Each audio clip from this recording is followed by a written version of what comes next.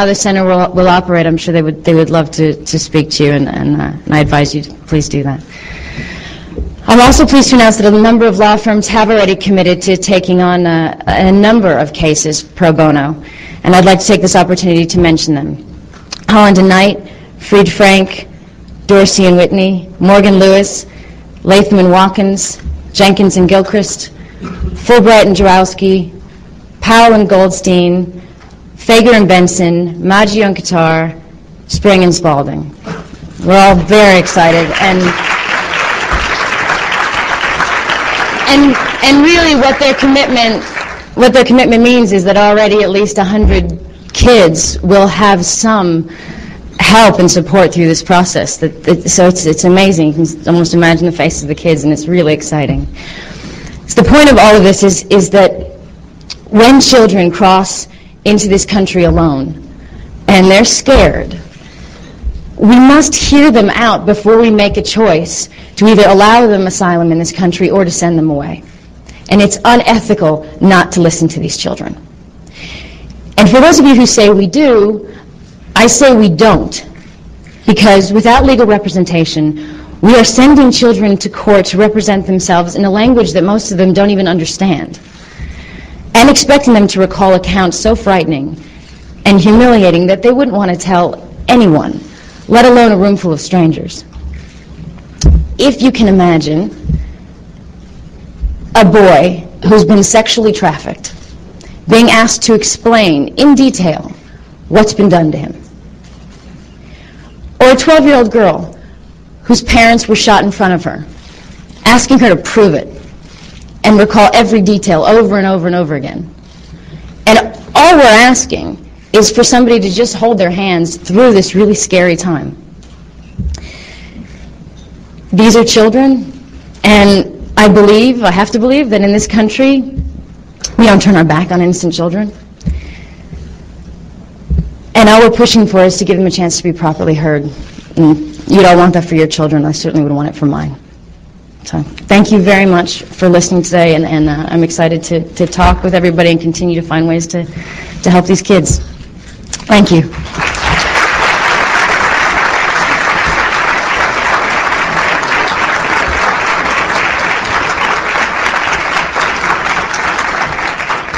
Great, thank you very much. We have a large number of questions that range from refugee kids in the United States to Catherine the Great in Russia. But let me start out with something that was that you were just talking about. What do you think will persuade Congressman Sensenbrenner to pass the Unaccompanied Alien Child Protection Act in the House? God, I'm going to beg him right now. I think he's a smart man, and he's got to know that at the end of the day, certainly smart enough to understand that at the end of the day, it's smart for governments. It's smart for our own government. You know, if you have a caseload of children, and you're saying, you want to get through these cases, and you want to know who's going to go back, who's going to stay, how many prisons are going to get full of all these cases and children. In order to deal with it, you need this assistance to move it forward. For the judges to understand the cases, for us to be able to understand these kids, and whether we send them back, we don't, we know who's. It simply makes sense. So I think he's got to be smart enough to understand that. If we can't just simply appeal to him on a humanitarian level. Do you think the government should be funding the National Center for Refugee and Immigrant Children, or is this something for the private sector? This might. I'm going to ask John Frederickson to come up, but I do think, what we're talking about is a lot of pro bono work as well. So, yeah, please come.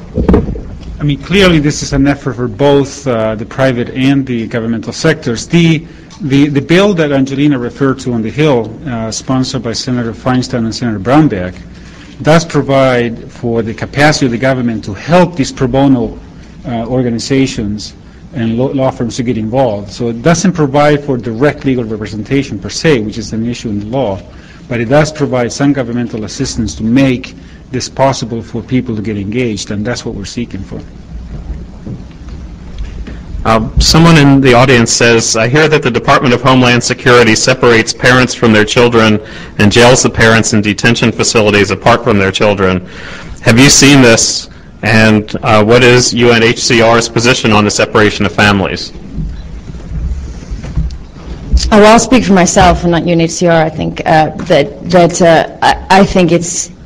I think it's something we really need to address. I think it's cruel. I'll tell you a story. When I went to Arizona recently, I went to visit Kids First. I went to a shelter, and I met this young girl, and like the children we've just been speaking about, that they're unaccompanied, and I was really confused because she was so alone and so scared, and I found out she did have a parent, but her parent was locked in a prison facility far away. And then later that day I met that parent and told her that I had seen her daughter, and she broke down hysterically crying. And these two probably traveled through, and God knows what happened to them in their countries, so horrible we can't even imagine. Then they travel here, then they're separated. So just to think about what that does to a kid's mind, what that does to them emotionally, what that does to, it's just that much more damaging. So so I think there's got to be a better solution. I do think we need to address it, and yes.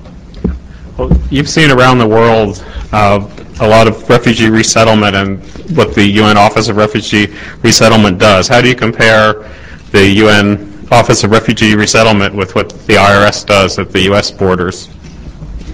The INS? Yeah. The INS. Immigration. Well, I know, and then maybe I'm going to ask Elizabeth to help me to explain this better. I know there's been a great, in the last year, there's been a great shift from when these kids come in. Used to be just the INS handling them. It has been handed over to the ORR, and there has been a lot that has been addressed for these children. Their accommodations, their where they're living, whether it looks like a prison or whether it's more of a shelter for them, and that's been a big deal. And I think we should all be very vocal about how grateful we are for that step forward for these kids. And that's a positive step between the INS and ORR. But Elizabeth, if there's anything else? Perfect answer. Okay. Thank you. How do you feel about the Department of Homeland Security's policy of fitting asylum seekers with ankle bracelets to track their movements in the United States? Jesus.